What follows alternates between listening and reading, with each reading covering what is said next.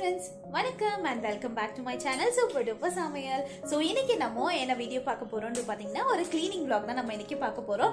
Actually பாத்தீங்கன்னா Christmas வர ரொம்ப கிட்ட வர போகுது. So கிறிஸ்மஸ்க்காக நான் எப்பவுமே பாத்தீங்கன்னா வீட நல்ல டீப் க்ளீனிங் பண்ணிடுவேன் நானு. So க்ளீன் பண்ணிட்டதுக்கு அப்புறம் தான் நான் வந்து கிறிஸ்மஸ்க்கான எந்த ஒரு ப்ராசஸ் ஆனாலுமே ஸ்டார்ட் பண்ணுவேன். லைக் ஸ்டார் மாட்டுறதோ இல்லனா கிரிப் கிறிஸ்மஸ் ட்ரீ வைக்கிறது. So இது எல்லாமே வந்து வீட ஃபுல்லா டீப் க்ளீனிங் பண்ணிட்டதுக்கு அப்புறம் தான் நான் எப்பவுமே வந்து ஸ்டார்ட் பண்ணுவேன். So அந்த ப்ராசஸ் தான் நான் இன்னைக்கு ஸ்டார்ட் பண்ணியிருக்கிறேன். ஸோ இப்போ கிளீனிங்ல பார்த்தீங்கன்னா ஒரே நாள்லேயே கண்டிப்பாக எல்லாத்தையுமே பண்ணிட முடியாது. ஸோ அதனால நான் வந்து ஒரு டேஸ்க்கு ஒன்று ஸ்ப்ளிட் பண்ணி வச்சிருக்கிறேன்.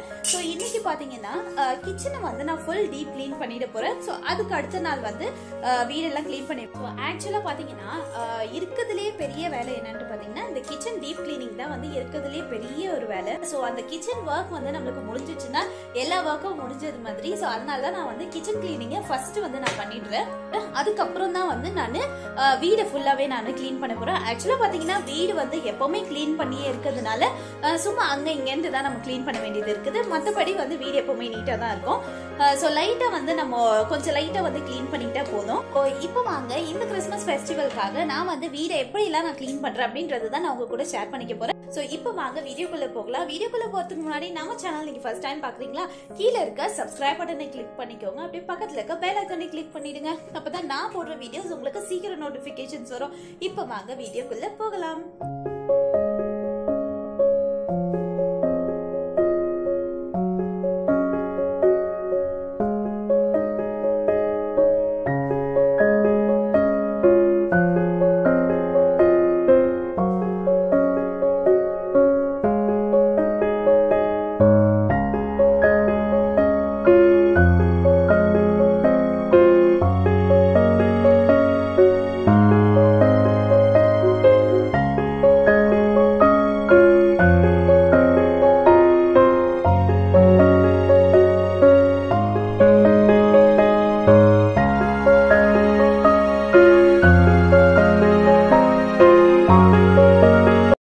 ஸோ இப்போ நான் ஃபஸ்ட்டு பண்ணுற வேலையை பார்த்தீங்கன்னா இந்த கிச்சனில் இருக்க ஷெல்ஃப்ஸ் எல்லாத்தையுமே வந்து ஃபஸ்ட்டு நான் கிளியர் பண்ணிடுறேன். இந்த மசாலா பாக்ஸஸ் எல்லாமே எடுத்து நான் வாஷ் பண்ண போட்டுறேன்.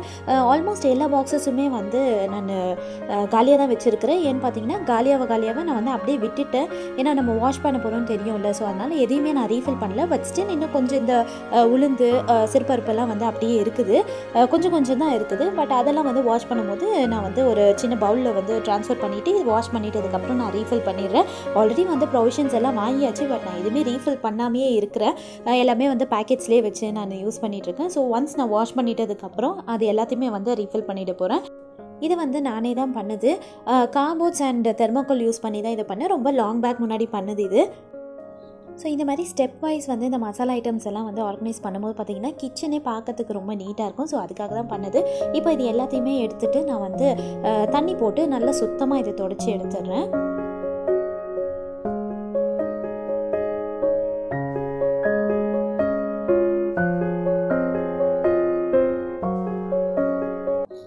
வந்து கிச்சன் ஷெல்ஃப்ஸ் எல்லாத்தையும் நல்லா நீட்டாக க்ளீன் பண்ணி அதாவது பிளேஸில் அதை வச்சாச்சு. இப்போ வந்து பெண்டிங் இருக்கிறதே பார்த்திங்கன்னா இந்த மசாலா பாக்ஸஸை க்ளீன் பண்ணுறது தான் எனக்கு பிடிக்காத ஒரு வேலையே. இது தான் இந்த பாக்ஸஸ் கழுவுறது தான். ஸோ இப்போ பாருங்கள் ஒரு நாள் என்னோடய கிச்சனே பயங்கர மெஸ்ஸியாக இருக்குது. இப்போ ஃபாஸ்ட்டாக வந்து இதை நான்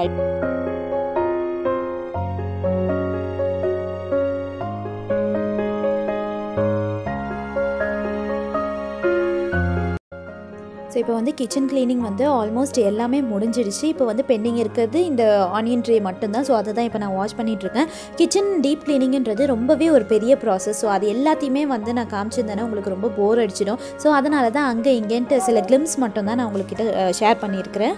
இந்த கிச்சன் க்ளீனிங்லாம் பண்ணி முடிக்கிறதுக்குள்ளே பயங்கர டயர்ட் ஆகிடுச்சு அண்ட் ரொம்ப லேட்டாகவும் ஆகிடுச்சு. ரொம்ப டயர்டில் போய் உட்காந்த உடனே வந்து புப்பு குட்டி வந்து ரொம்ப ஸ்வீட்டாக ஒரு பாட்டு பாடினா நீங்களும் அதை பாருங்கள்.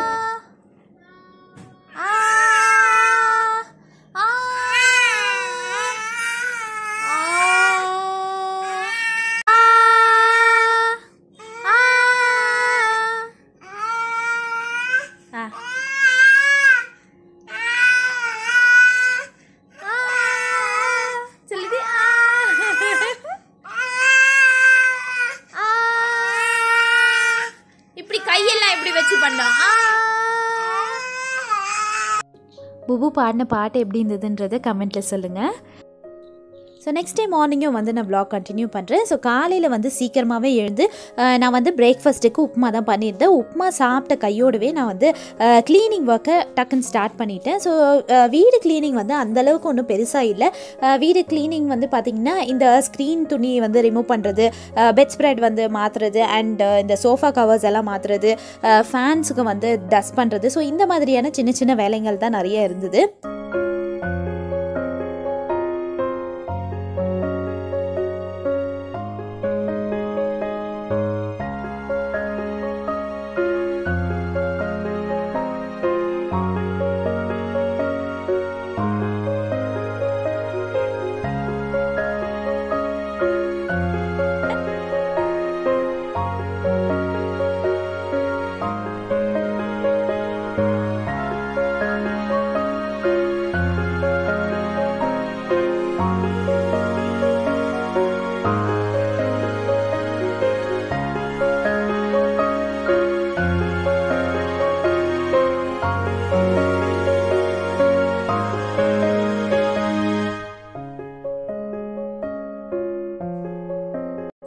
ஸோ வீட்டுக்கு வாசலில் பார்த்திங்கன்னா நான் இந்த மாதிரி ஷெல் ஸ்க்ரீன் வந்து போட்டு வச்சுருப்பேன். பார்க்கறதுக்கே ரொம்ப அழகாக இருக்கும். ஸோ அது எல்லாத்தையுமே நான் வந்து இந்த மாதிரி சோப்பு தண்ணியில் வந்து ஊற வச்சிடுறேன். அது மட்டும் இல்லாமல் நான் வந்து இந்த ஃப்ளவர் வாஷ் எல்லாம் இருக்குதுல்ல, ஸோ அது எல்லாத்தையுமே வந்து நான் இந்த மாதிரி சோப்பு தண்ணியில் போட்டு நல்லா டிப் பண்ணிடுறேன். ஆக்சுவலாக பார்த்திங்கன்னா நிறைய பேர் சோப் போட்டெல்லாம் வாஷ் பண்ணுவாங்க. அந்த மாதிரிலாம் நீங்கள் பண்ணாமல் இந்த மாதிரி சோப் பவுடர் போட்டு அந்த தண்ணியிலே வந்து ஒரு ½ an hour to 1 hour வந்து நீங்கள் ஊற வச்சிங்கன்னா அதில் இருக்கிற அந்த டஸ்ட் எல்லாமே போய் நம்மளுக்கு வந்து அந்த ஃப்ளவர்ஸ் எல்லாம் நல்ல பிரைட்டான கலர்ஸ் வந்து வந்துடும். ஸோ இந்த டஸ்ட் எல்லாம் படிஞ்சு ரொம்ப டல்லாக தெரிகிற மாதிரி இருக்கும். ஸோ நான் இப்போ பார்த்திங்கன்னா இந்த மாதிரி நீங்கள் வாஷ் பண்ணும்போது பார்த்திங்கன்னா நல்லாவே பிரைட்டாக இருக்கும். இப்போ வந்து இந்த ஃப்ளவர் வாஷர், ஸ்க்ரீன் துணி எல்லாமே சேஞ்ச் பண்ணோம்ல, ஸோ அந்த கவர்ஸ் எல்லாத்தையுமே வந்து ஊற வச்சுட்டு வந்தாச்சு. இப்போ வந்து பார்த்திங்கன்னா நேற்று நைட்டே வந்து நான் இந்த மசாலா பாக்ஸஸ் எல்லாம் வந்து வாஷ் பண்ணி கவுத்து வச்சுருந்தேன். ஸோ அது கவுத்து வச்சுருந்ததுனால உள்ளே வந்து எதுவுமே காயாமல் இருந்தது. ஸோ இப்போ வந்து இந்த காட்டன் கிளாத்தை வச்சு என்னோடய ஹஸ்பண்ட் துடைச்சிட்ருக்காங்க. ஸோ டிவியில் வந்து ஹாட் ஸ்டாரில் பாரதி கண்ணம்மா போயிட்டுருக்குது. ஸோ அதை தான் வந்து ரொம்ப இன்ட்ரெஸ்ட்டாக பார்த்துக்கிட்டே வந்து துடைச்சிட்ருக்குறாங்க. அவங்க அப்பா தான் பார்க்குறாங்கன்னு பார்த்தா இவனும் வந்து ரொம்ப இன்ட்ரெஸ்ட்டாக இந்த பாரதி கண்ணம்மா வந்து பார்ப்பான். நம்மளுக்கு எப்போ ரொம்ப வேலை இருக்குதோ அப்போ தான் பார்த்திங்கன்னா குழந்தைங்க ரொம்ப அடம் பிடிப்பாங்க, தூக்கியே வச்சுட்டு இருக்கணுன்ட்டு. இவனும் வந்து அதே மாதிரி தான் ரொம்ப அடம் பிடிப்பான். நான் வந்து எனக்கு வேலை இருக்கிற டைமில் நான் என்ன பண்ணுவேன் அப்படின்னு பார்த்திங்கன்னா இந்த மாதிரி வாக்கரில் அவனை போட்டுட்டு அவனுக்கு பிடிச்சதை வந்து டிவியில் போட்டு விட்டுருவேன். ஸோ தட் அவன் அமைதியாக இருப்பான், நம்மளையும் வந்து வேலை செய்யறதுக்கு விட்டுடுவான். அவங்க வந்து அந்த வேலையை முடிக்கிறதுக்குள்ளே நான் வந்து இங்கே லஞ்ச் முடிச்சிடலான்னு இருக்கிறேன். ஸோ இன்றைக்கி பார்த்தீங்கன்னா நான் எக் பிரியாணி தான் பண்ண போகிறேன். ஒரு 1 pot ரைஸ் தான் நான் பண்ண போகிறேன். ஸோ எக் பிரியாணி பண்ணுறது ரொம்பவே ஈஸி. இந்த பிரியாணி பாத்திரத்தில் நான் வந்து ஒரு 3 டீஸ்பூன் எண்ணெய் ஊற்றிக்கிறேன். அதில் மிளகாத்தூள், மஞ்சத்தூள், கரம் மசாலா தூள், அதுக்கப்புறம் நம்ம டேஸ்ட்டுக்கு தேவையான அளவுக்கு கொஞ்சமாக உப்பு சேர்த்துக்கிட்டு நான் வந்து இந்த எக்ஸை பாயில் பண்ண எக்ஸை வந்து ஒரு 3 கீரை மட்டும் நான் கீறிடுறேன். ஏன்னா அப்போ தான் மசாலாலாம் நல்லா உள்ளே ஊறி இருக்கும். ஸோ இப்போ வந்து இதை ஃப்ரை ஆனதுக்கப்புறம் நான் வந்து இந்த எக்ஸ் எல்லாம் தனியாக எடுத்து வச்சுட்டு இப்போ அதே எண்ணெயில் மசாலாலாம் போட்டிருந்தோம்ல, அதே எண்ணெயில் வந்து இந்த ஸ்பைசஸ், பட்டை, லவங்கம் இது எல்லாத்தையுமே சேர்த்து ஒரு 2 மீடியம் சைஸ் வெங்காயத்தையுமே இதில் வந்து சேர்த்துக்கிறேன். அதுக்கப்புறம் 2 பச்சை மிளகாய் சேர்த்து இதை நல்லா வந்து நான் வதக்க விடுறேன். ஏன்னா வெங்காயம் வந்து நல்லா வதங்கும் போது தான் நம்மளுக்கு பிரியாணிக்கு சூப்பராக டேஸ்ட்டு கிடைக்கும். வெங்காயம் வந்து நல்லா வதங்கினதுக்கப்புறம் ஒரு 2 டீஸ்பூன் இஞ்சி பூண்டு விழுது வந்து சேர்த்துக்கிறேன். ஜிஞ்சர் கார்லிக் பேஸ்ட்டில் இருக்கிற அந்த பச்சை வாசனைலாம் போனதுக்கப்புறம் நான் வந்து ஒரு பெரிய சைஸ் தக்காளியை வந்து இதில் நான் ஆட் பண்ணிக்கிறேன். தக்காளி நல்லா சாஃப்டாக வதங்கிறதுக்காக நான் வந்து கொஞ்சமாக மஞ்சத்தூளும் ஆட் பண்ணிக்கிறேன். அடுத்து வந்து ஒரு கைப்பிடி கொத்தமல்லி, ஒரு கைப்பிடி புதினா, இது எல்லாத்தையுமே சேர்த்து நான் நல்லா வந்து இதை வதக்கி விட போகிறேன். இது வந்து நல்லா சாஃப்ட் ஆகணும், அதுக்காக நான் வந்து மூடி போட்டு இதை க்ளோஸ் பண்ணிடுறேன்.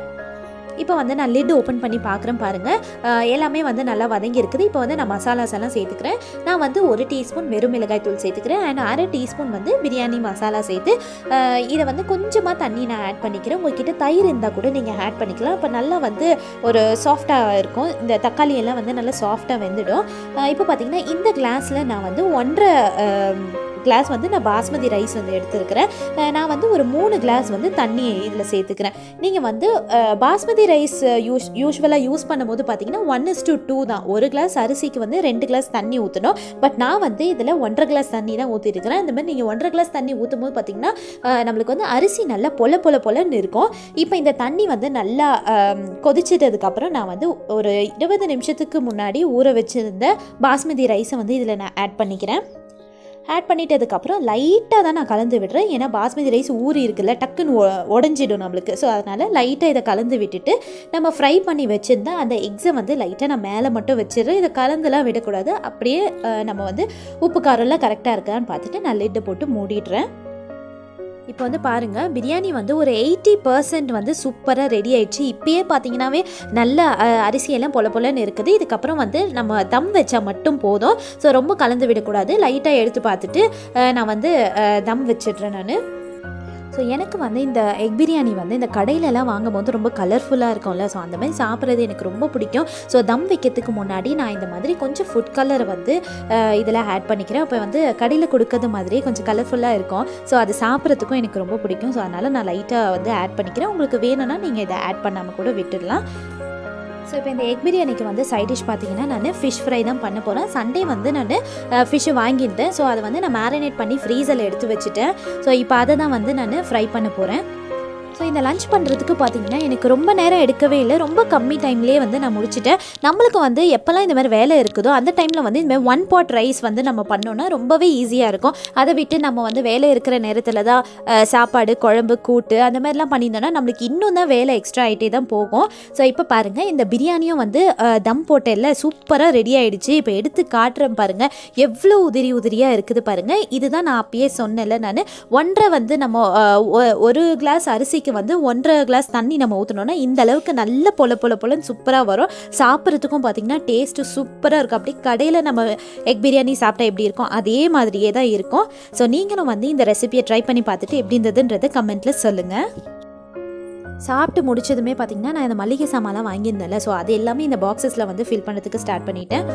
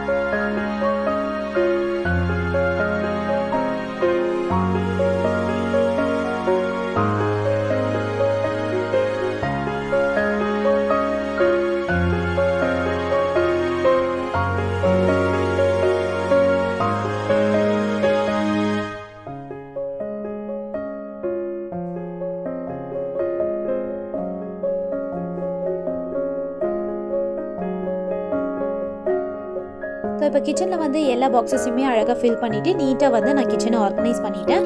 இப்போ வந்து கடைசியாக எனக்கு இருந்த வேலை பார்த்திங்கன்னா ஃப்ரிட்ஜு வந்து க்ளீன் பண்ணுறது தான். ஃப்ரிட்ஜு வந்து ரொம்ப மெஸ்ஸியாலாம் இல்லை, கொஞ்சம் நீட்டாக தான் இருந்தது. லைட்டாக வந்து நான் தொடச்சி விட்டுக்கிறேன்.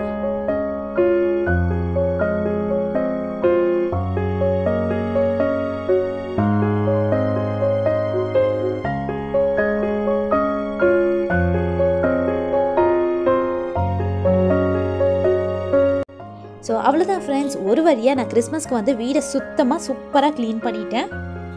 ஸோ இந்த வீடியோவில் நான் வந்து கிறிஸ்மஸ்க்கு வீடை எப்படி க்ளீன் பண்ணுன்றதை காமிச்சிருக்கேன். என்னோட நெக்ஸ்ட் வீடியோவில் வந்து நான் கிறிஸ்மஸ்க்கு வீடை எப்படி டெக்கரேட் பண்ணுறன்றதை காட்டுறேன். ஸோ இந்த வீடியோ உங்களுக்கு பிடிச்சிருந்ததுன்னா மறக்காமல் லைக் பண்ணுங்கள், ஷேர் பண்ணுங்கள், கமெண்ட் பண்ணுங்கள்.